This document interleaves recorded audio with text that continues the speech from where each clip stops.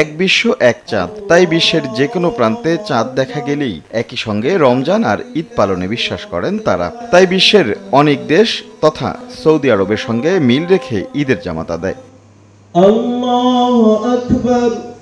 রোববার সকাল 7:15 রাজধানীর পান্থপথে মুসলিম উম্মাহ বাংলাদেশের আয়োজনে শুরু হয় ঈদের প্রথম জামাত।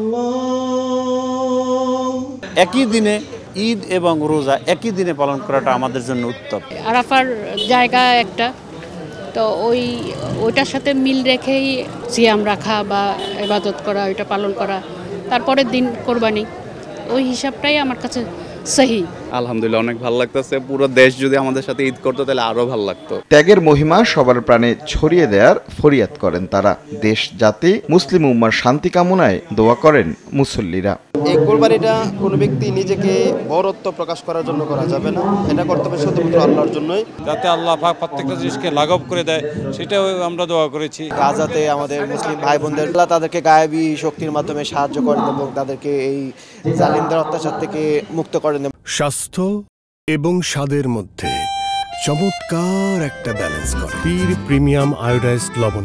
আরবি মাসের চাঁদ দেখা গেলে সারা বিশ্বে একসাথে ঈদ পালনের আহ্বান জানান মুসলিম উম্মাহ বাংলাদেশ।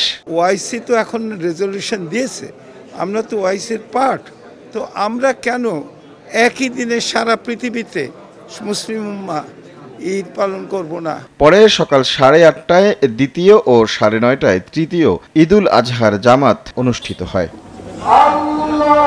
দেশের আকাশে চাঁদ দেখে নয়, শত বছরের প্রচলিত রীতি অনুযায়ী চাঁদপুর, শরীয়তপুর, সাতক্ষীরা, মৌলভীবাজার, দিনাজপুরের বিভিন্ন এলাকায় সৌদি আরবের সঙ্গে মিল রেখে ঈদের আনুষ্ঠানিকতা শুরু করেন মুসল্লিরা। রাশেদ লিমন, সময় সংবাদ, ঢাকা।